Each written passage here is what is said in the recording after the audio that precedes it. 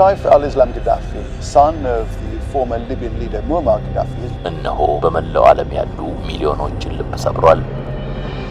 The only obstacle between us and the king. መሲህ ተደርጎ ከመታየት ወደ ኋላ አላለም። The family of Gaddafi was at top of the list.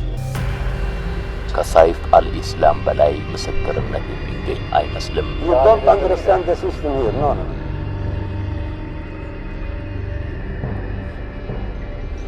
ፀሐይ ስትጠልቅ አፍሪካ ወደ ክብሯ ትወጣለች። ሳይፍ አልኢስላም ጋዳፊ አሳዛኙ ሰማዕት።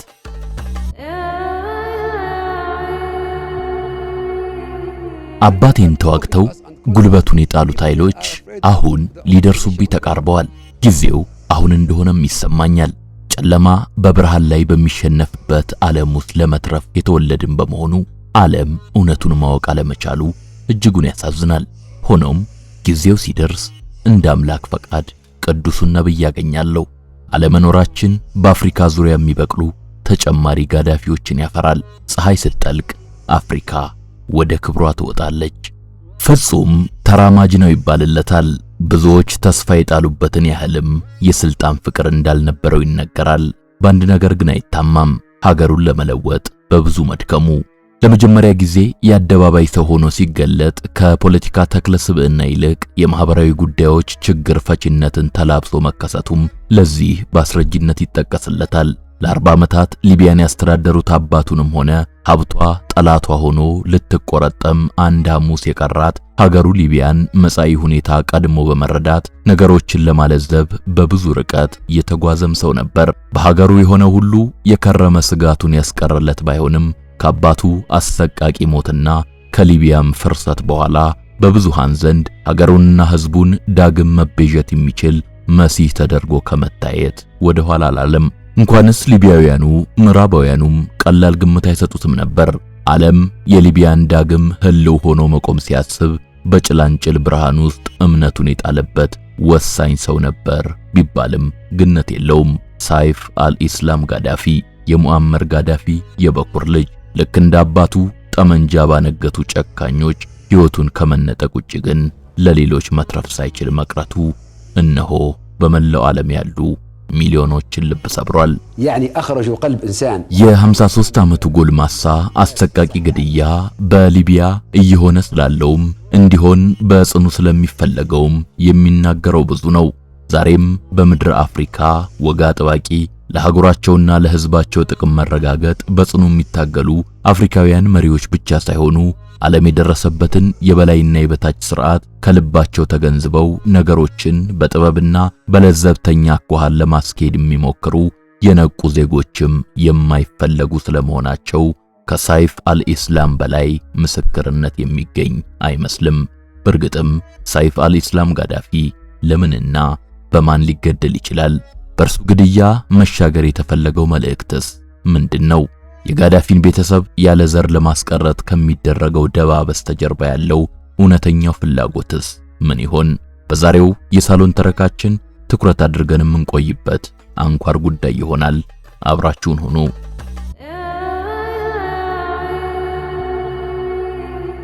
የምስራች ከዲኤምሲ ሪል ስቴት በልዩ ቅናሽ ይጠቀሙ። በውቡና ማራኪው ለቡ መብራት ኃይል እነሆ የቤት ባለቤት ይሆናሉ። ከዚህ በፊት ዲኤምሲ በሚሸጥባቸው ቤቶች ላይ እስከ 30 በመቶ ቅናሽ አድርጎ ነበር። አሁን ደግሞ ለ50 ቤቶች ብቻ ተጨማሪ ቅናሽ ተዘጋጅቷል። ለባለ 3 መኝታ ቤት እስከ 3.6 ሚሊዮን ብር፣ ለባለ 2 መኝታ ደግሞ እስከ 2.8 ሚሊዮን ብር ቅናሽ አድርጓል። ፍላጎቶ ባለ 1 መኝታ ከሆነም እስከ 1.8 ሚሊዮን ብር በሚደርስ ቅናሽ ይገዛሉ። እድል አንድ ናትና ፈጥነው በ0910 21 61 40 ወይም በ0940 92 99 00 ይደውሉ። ሳይፍ አልኢስላም ጋዳፊ ለመጀመሪያ ጊዜ በሊቢያ የማህበረ ፖለቲካዊ ተዋስኦ ውስጥ ብቅ ያለው መደበኛ የፖለቲካ ሰው ሆኖ ራሱን በመከሰት አልነበረም። የዛሬ 23 ዓመት በፈረንጆቹ 2003 ከዚያ 3 ዓመታት አስቀድሞ የተቋቋመውንና በርካታ ዓለም አቀፍ አለመግባባቶችን የመፍታት ትልቅ ሚናን ሲጫወት የኖረውን የጋዳፊ ዓለም አቀፍ የበጎ አድራጎት ማህበርና ልማት ፋውንዴሽን ሊቀመንበር ሆኖ ወደፊት ሲመጣም የተለየ ትኩረት የሰጠው ወገን ነበር ማለት አይቻልም። እርሱም ቢሆን ግድ የነበረው አይመስልም። ሰይፍ አልኢስላም የፋውንዴሽኑ ሊቀመንበር ሆኖ ስራውን ሲጀምር ግን መላው ሊቢያዊ ወዶ ሳይሆን ተገዶ አይኑንና ጆሮውን የሚሰጠው ሰው ሆነ። በእርግጥም በወቅቱ የ23 ዓመት ወጣት የነበረው ሰው ቀዳሚ ተግባሩ ትኩረት ሳቢ ነበር። አለመግባባቶችን በሰላም መፍታት በሚል ስምና ዓላማ የተቋቋመው ፋውንዴሽን ስራውን ከየትም ሳይሆን ከቤተ መንግስቱ መጀመር አለበት የሚለው አቋሙ ደግሞ ቀልብ የሳበበት ሁነኛው ምክንያት ነበር። ሰይፍ አልኢስላም እንዲህ አስቦም ሆነ አቋም ይዞ ግን አልቀረም። የመጀመሪያ እርምጃውን ሰማይም ምድርም እንደ ዘንባባ ዝንጣፊ የተዘረጋላቸው ወደሚመስሉት አባቱ ቤተ መንግስት አቀና። ከፋውንዴሽኑ ሊቀመንበርነት ባልተናነሰ የሥጋ ልጅነቱ የሰጠውን ዕድል ተጠቅሞም በአባቱ መንግስትና በፖለቲካ እስረኞች መካከል ሐቀኛ እርቅ ለመፈጸም ፍላጎቱ እንዳለው በይፋ አስታወቀ። ሰይፍ አልኢስላም ይህን በማድረጉ ውስጥ ማሳካት የፈለገው ሁነኛ ዓላማም ሀገሩም ሆነች አባቱ የሚመሩት መንግስት በምዕራባውያኑ ጥርስ የተነከሱባቸውን ስሱ ዳሩ ግን ወሳኝ አጀንዳዎች ነቅሶ በማውጣት በውስጥ ጉዳያቸው ጣልቃ ለመግባት የሚያስችሉ ቀዳዳዎችን መድፈን አስፈላጊ መሆኑን በማመኑ ነበር። ጥረቱ ተሳክቶም በርካታ እስረኞች እርሱ የሚመራው ፋውንዴሽን በመራው የእርቅ ሂደት አይወጡበትም ከተባለው እስር መውጣት ቻሉ።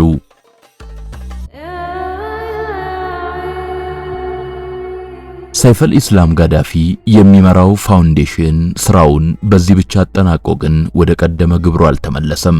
ይልቁንም ሰብአዊነትንና የኃያላኑን የመጫወቻ ካርዶች መንጠቅን በጣምራ ታሳቢነት አንግቦ በዚያው በሊቢያ ውስጥና በሌሎችም የመካከለኛው ምስራቅ ሀገራት ውስጥ ይፈጸማሉ የሚባሉ አሰቃቂ ወንጀሎችን መመርመር ላይ ትኩረቱን አደረገ። በፈረንጆቹ 2006 የሊቢያን መጥፎ የሚባሉ እስር ቤቶች በመጎብኘት ስፍራዎቹ የነበሩበት አያያዝ ከመሰረቱ እንዲሻሻልና ወትሮ እምብዛም ያልነበሩ የሕክምና አገልግሎቶችም በበቂ ሁኔታ እንዲኖሩ ተገቢ የሚባሉ ምክሮችን በመስጠት አዲስ የታሪክ ምዕራፍን ከፈተ። በወቅቱ በነበረው የሊቢያ መንግስትና ምድር ውስጥ እነኚህን ሁሉ በቀላሉ የማይደፈሩ ተግባራት ለማከናወን እንደ ሰይፍ አልኢስላም ያለ የጋዳፊ የአብራክ ክፋይ መሆንን በእርግጥም ይጠይቅ ነበር። እርሱም የአባቱን ልጅነትና የተጣለበትን እምነት የተረጎመው በአባቱ ዙፋንም ሆነ በሀገሩ ላይ ሊመጣ ያለውን አደጋ ከስር በመቅረፍ የሀገሩን ፍርሰትም ሆነ የጋዳፊን አልጋ ማጽናት ነበር። እንዲህ ባሉ ማህበራዊ ገጻቸው ከፍ ባሉ ተግባራት ላይ የነቃ ተሳትፎን በማድረግ የከረመው ሰይፍ አልኢስላም ቀስ በቀስ ደግሞ በሀገሪቱ ፖለቲካዊ መልክ ውስጥ ትኩረት ሳቢ የሚባሉ ተሳትፎችን ከማድረግ አላመነታም። በአውሮፓውያኑ ኦገስት 2006 ማለትም የሊቢያ ቀውስ ከመፈጠሩ 4 ዓመታት አስቀድሞ ለበርካታ አስርት የአባቱ ያገዛዝ ዘመናት ሕገ መንግስት የሚባል ሰነድ የሌላት ሀገሩ ሊቢያ ቋሚ የሆነ ሕገ መንግስት ይኖራት ዘንድ በይፋ ጠየቀ። ብዙም ሳይቆይ ደግሞ ሊቢያ ነገ የተሰኘ ኢኒሼቲቭ ቀርጾ ሀገሩ መጪዎቹን ዘመናቷን እንዴት ባለ ማህበረ ፖለቲካዊ ፍኖተ ካርታ መጓዝ እንዳለባት የሚያመላክት የዓለምን የጊዜውንና የመጪውን ፍላጎት ታሳቢ ያደረገ ትልምንም አስተዋወቀ። ይህን ተከትሎም በነቃው የሀገሪቱ የፖለቲካ ማህበረሰብ ዘንድ ይህ ሰው ጋዳፊን የሚተካው የመጪው ጊዜ የሊቢያ መሪ ነው የሚል ስምና ከፍ ያለ ግምትን አገኘ። ከሊቢያ ባሻገር አውሮፓ የኖረውና የተማረው የኃያላኑንና የሀገሩን ሊቢያ ፍጥጫ መሰረቶች ከመሰረቱ የሚገነዘበው ሰይፍ አልኢስላም በፈረንጆቹ 2007 ደግሞ በሊቢያ ታሪክ ፈጽሞ ያልተገመተን አንድ ታሪክ ፈጸመ። ነገሩ እንኳንስ ለሊቢያውያን ለኃያላኑም አስገራሚና የማይገመት ነበር።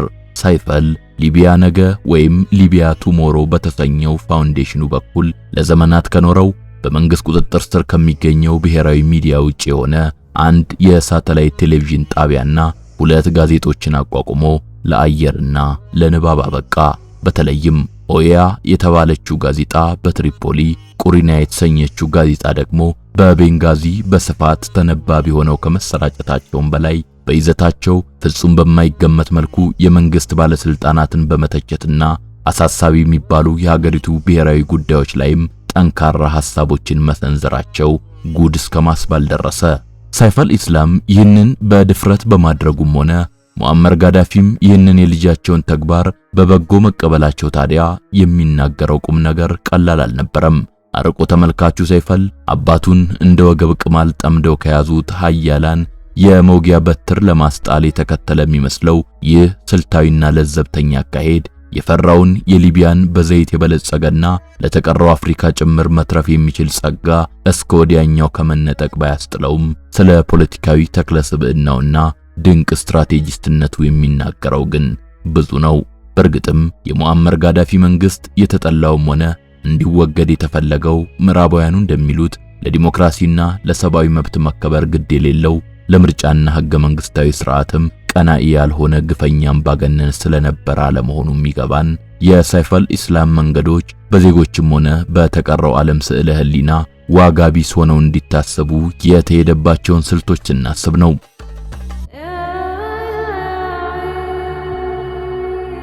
የመጫወቻ ካርዶቻቸውን በሙሉ ፍጹም ጥበብ በተሞላው አኳኋን ከአባቱ ጋር ተግባብቶና ተማምኖ መንጠቅ የጀመረውና የሊቢያን ነገ በተመለከተም አገሩ የፖሊሲ ነጻነቷንና ሉዓላዊነቷን እንደጠበቀች ዳሩ ግን የምትከሰስባቸውን አጀንዳዎች ሁሉ ለመቅረፍ የቻለውን ያህል ጥረት ያደረገው ሰይፍ አልኢስላም ሌላው ቀርቶ አባቱ ሙአመር ጋዳፊ ጀምረውት የነበረውን የኒውክሌር መርሃ ግብራቸውን እንዲያቋርጡ በማሳመን ጭምር የኃያላኑን የመምቻ ትልቅ ዱላ አስጥሎ ዓለም አቀፉ ማህበረሰብ በሰሜን አፍሪካዊቷ ሀገር ላይ ጥሎት የነበረውን ማዕቀብ እንዲያነሳ እስከ ማድረግ ያስቻለ ትልቅ ድልን የተቀዳጀም ሰው ነበር። ይህ ሁሉ ግን ከጥቂት ዓመታት በኋላ የፈነዳውን አመጽና የኔቶ ግልጽ ወታደራዊ ጣልቃ ገብነት የታየበትን ወረራ መግታት ሳይችል መቅረቱ ከክፍለ ዘመኑ ምጸቶች አንዱ ያደርገዋል። This country is a piece of cake. በ2011 እንደ አውሮፓውያን በሀገሪቱ በትጥቅ የተደገፈ አመጽ ፈንድቶ የጋዳፊ አገዛዝ በኃይል ሲገረሰስም ያ ሀገሩን ሊመጣ ካለው አደጋ አስቀድሞ ለመታደግ በሰይፍ አልኢስላም የተነደፈ ራዕይና አቅጣጫም አብሮ ወደቀ። አባቱ ሙአመር ጋዳፊ ጥይት እንደ በረዶ ዘንቦባቸው ሲሞቱ እርሱ ደግሞ ኖቬምበር 19 ቀን 2011 ከሳባ በስተምዕራብ 200 ኪሎ ሜትር ርቃ በምትገኘው የኡባሪ ከተማ አቅራቢያ ባለ አንድ በረሃማ ስፍራ ምዕራባዊ የሀገሪቱ ተራራማ ከተማ ከሆነችው ዚንታን በመጡ አንጋቾች በቁጥጥር ስር ውሎ በአቡበከር አልሲዲቅ ብርጌድ በሚተዳደር አንድ ሚስጥራዊ እስር ቤት ውስጥ ለዓመታት ተከረቸመ። በጁን 2017 ማለትም በሊቢያ የተቋቋመው የተወካዮች ምክር ቤት ያጸደቀውን የምህረት አዋጅ ተከትሎ እርሱን ያሰረው ብርጌድ በነጻ እስኪለቀው ድረስም እምጢግባ ስምጥ ሳይታወቅ 6 ዓመታትን በወህኒ ያሳለፈ። የሚገርመው ግን ሊቢያ ከፈረሰችና በታጠቁ አማጽያን እጅ ከገባች ጥቂት ወራት በኋላ ለችሎት ተሰይሞ የነበረው የዓለም አቀፉ የወንጀለኞች ፍርድ ቤት ICC የሀገሪቱ ዜጎች አካሄዱት ባለው አመጽ ላይ የሰብአዊነት ወንጀል ፈጽሟል በሚል የእስር ማዘዣ አውጥቶ ሲያድነው የቆየውና በፈረንጆቹ 2015ም እንዲሁ የትሪፖሊ ይግባኝ ሰሚ ፍርድ ቤት ሰይፍ አልኢስላም በሀገሪቱ የተካሄደውን ህዝባዊ አመጽ ለማፈን ፈጽሞታል ባለው ወንጀል የሞት ፍርድ የበየነበት ቢሆንም በገዛ የሀገሩ ልጆች ለ6 ዓመታት ማንም በማያውቀው ሚስጥራዊ እስር ቤት ታስሮ መቆየቱ እንዳውሬ ታድኖ ከመያዝም ሆነ ከመገደል ተርፎ ዳግም በሊቢያ ፖለቲካ ተስፋ የሚጣልበት ሰው ለመሆን አበቃው።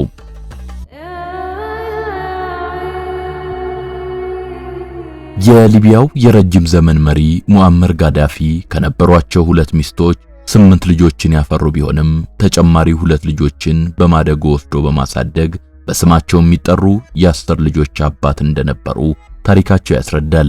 ከአብራካቸው ከወጡ ልጆች መካከል ታዲያ 3ቱ የ2011ን አመጽ ተከትሎ ሕይወታቸውን እንዲያጡ ሆኗል። የ49 ዓመቱ ሙአታ ሲምቢላህ በዚያው ዓመት ሰርጥ ውስጥ ሲገደል የጦር መሪው በሚል ቅጽል የሚታወቀው ሐሚስ ጋዳፊ ደግሞ 4000 ወታደሮችን የያዘ ልዩ ሻለቃ እየመራ በትሪፖሊ አቅራቢያ እያካሄደ በነበረው ውጊያ መሃል ስለመገደሉ ተዘግቧል። ሐሚስ ሕይወቱን ሲያጣ እድሜው ገና 30 ዓመት ነበር። የ29 ዓመቱ ሰይፍ አልአረብም እንዲሁ በጀርመን ሀገር የተማረ የተዋጣለት ወታደራዊ መኮንን ቢሆንም በኤፕሪል 2011 ኔቶ በፈጸመው የቦምብ ጥቃት ሊገደል ችሏል። አሁን ደግሞ በአንድ ወቅት የአባቱ ተተኪ በመሆን ሊቢያን እንደሚመራ ብዙ ተስፋ ተጥሎበት የነበረው ከሞገደኝነት ይልቅ በአስተዋይነት ሀገሩን በዙሪያዋ ከደፈጠው አደጋ ለመከላከል በብዙ የባተለው ሊቢያ እንዳይሆኑና ከፈራረሰች ከ14 ዓመታት በኋላም ቢሆን በመጪዎቹ ዓመታት በሚካሄደው ምርጫ ተወዳድሮ የተበላሸውን ለማስተካከል እንደሚጥር ለሕዝቡም ለዓለምም አስታውቆ የነበረው ሰይፍ አልኢስላም ጋዳፊ ጂንታን በተባለችው ከተማ በሚገኘው በገዛ መኖሪያ ቤቱ ጠመንጃ ታጥቀውና ጭንብል ለብሰው በመጡ ሰዎች በግፍ የተገደለ አራተኛው የሙአመር ጋዳፊ ልጅ ሆኗል። የጋዳፊ መንግስት የቀድሞ ቃል አቀባይ የነበሩት ሙሳ ኢብራሂም ሰይፈል ኢስላም የተገደለው ፍጹም በሆነ ሴራ ነው ይላሉ።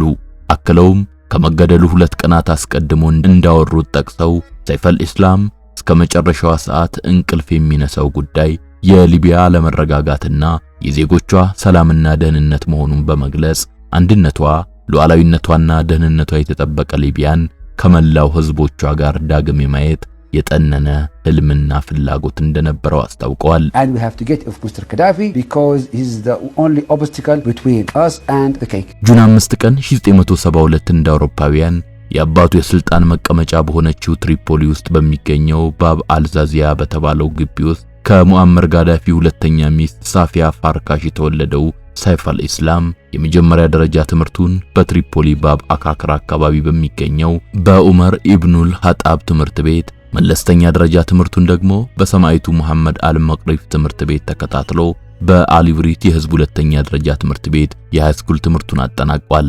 ሰይፈል ኢስላም ከፍተኛ ትምህርት ቆይታውም የአርኪቴክቸር ትምህርትን ያጠና ሲሆን ትሪፖሊ በሚገኘው አልፈት ዩኒቨርሲቲ የምህንድስና ፋኩልቲ በ1994 የመጀመሪያ ዲግሪውን ተቀብሏል። በኋላም ኦስትሪያ በሚገኘው አይማድ ዩኒቨርሲቲ ኢኮኖሚክስን ያጠና ሲሆን በፈረንጆቹ ሚሌኒየምም የማስተርስ ዲግሪውን አግኝቷል። ብዙም ሳይቆይ ወደ እንግሊዝ አቅንቶም ከለንደን ስኩል ኦፍ ኢኮኖሚክስ እና ፖለቲካል ሳይንስ የዶክተሬት ዲግሪውን ለመቀበል በቅቷል።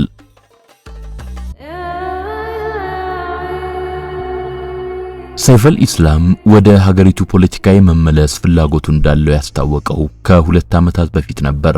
በወቅቱ በመጪዎቹ ዓመታት በሀገሪቱ ይካሄዳል በተባለው ምርጫ እንደሚወዳደር አጠር ባለች ቪዲዮ መልእክቱን ማሻገሩን ተከትሎ ከረጅም ዓመታት በኋላ በብዙሃን አይን ውስጥ ለመጀመሪያ ጊዜ መግባት መቻሉ በበርካታ የመገናኛ ብዙሃንና የፖለቲካ ተንታኞች ዘንድ ትልቅ የመሪነት ትኩረትን ካገኙ ተስፈኛ ፖለቲከኞች መካከል ግንባር ቀደም አደረገው።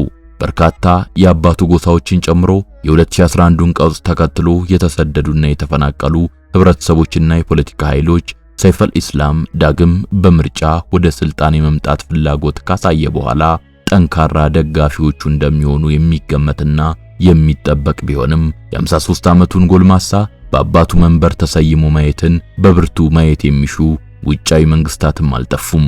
ከነርሱም መካከል ሩሲያ፣ ግብጽና የተባበሩት አረብ ኤሚሬቶች ተጠቃሾች መሆናቸው ይነገራል። እነኚህ መንግስታት በሊቢያ ካለው ፖለቲካዊ አስተላለፍ አንጻር የሰይፈል ደጋፊ ሆነው የወጡባቸው አመክንዮዎች ቢኖራቸውም ከምንም በላይ ግን የለዘብተኛ ፖለቲከኛነቱን ሚስጥር ተረድተው ሳይቀድማቸው የቀደሙት ምዕራባውያን ባላንጣ መሆኑን ታሳቢ አድርገው ሊደግፉት የወደዱት መሆናቸው የሚካድ አይመስልም። በእርግጥም የጋዳፊ ቤተሰብ አፍሪካን ድንክና የበይ ተመልካች ማድረግ የሚፈልገውን ምዕራብ መር የዓለም ፖለቲካ ዛሬም ድረስ በሙሉ ነፍሳቸውና በሙሉ ልባቸው የሚጸየፉ መሆናቸውን ለመረዳት ከጥቂት ወራት በፊት ወደ ኢትዮጵያ መጥቶ የነበረውን የጋዳፊን የልጅ ልጅ ሙሳ ኢብራሂም ጋዳፊን ማስታወስ ይበቃል። ሙሳ በወቅቱ አፍሪካውያን ዛሬም ያሉባቸውን የውስጥ ልዩነቶች ወደ ጎን አስቀምጠው አህጉራዊ የፖሊሲ ነጻነታቸውን በማስጠበቅ ላይ እንዲበረቱ የኢትዮጵያ ሕዝብ የነጻነት ትግል በመላው አፍሪካ ያሉ የነጻነት ንቅናቄዎችን አነሳስቷል የሚል ደማቅ ምስክርነትን በመጥቀስ ሲናገር ተደምጦ ነበር። የሙአመር ጋዳፊ ሴት ልጅ የሆነችው አይሻ ጋዳፊም እንዲሁ የምዕራባውያኑን አካሄድ በይፋ በመቃወምና በሙያዋ በመታገል ረገድ ሌላኛዋ ተጠቃሽ ስብዕና ናት። ዓለም አቀፍ የሕግ ባለሙያነቷን ጠቅሳ ከዚህ ቀደም ለኢራቁ የቀድሞ ፕሬዝዳንት ሳዳም ሁሴን ጥብቅና ለመቆም እንደምትፈልግ መግለጿን ተከትሎ መነጋገሪያ የነበረችው አይሻ በቅርቡ ደግሞ በኢራንና አሜሪካ መካከል የተፋፋመውን ውጥረት ተከትሎ ለአያቶላህ አሊ ሆሚኒ መንግስት ባስተላለፈችው መልእክት አባቴ የኒውክሌር መርሃ ግብሩን ማቆሙ ለክህደት ዳርጎታል፣ እናንተም ለምዕራባውያን ጥሪ ፈጽሞ እጅ እንዳትሰጡ በማለት ማሳሰቧ መነጋገሪያነቷን ከፍ አድርጎት ነበር።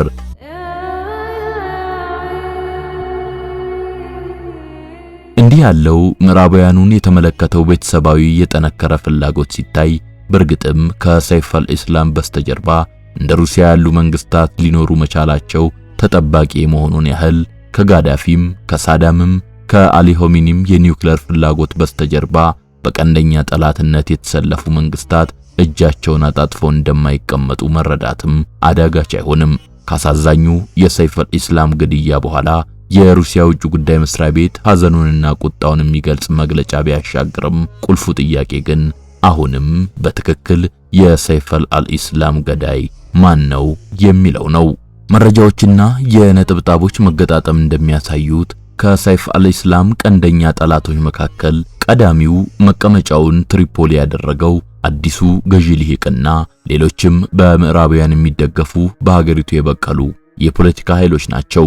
የልሂቅና አስተዳደር የሰይፍ አልኢስላም ለምርጫ የመወዳደር አቋምን በይፋ በማውገዝ ከመጪው የምርጫ ውድድር እጩነት አግጀዋለሁ ለማለት አንካሳ ዶሮ እንኳን የቀደመው አልነበረም።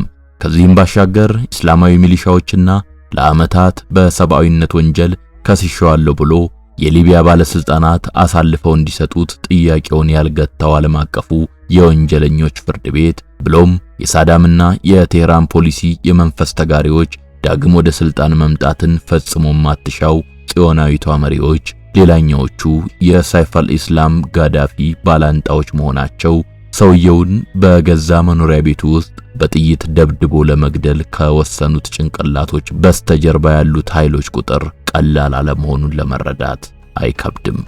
አበቃን።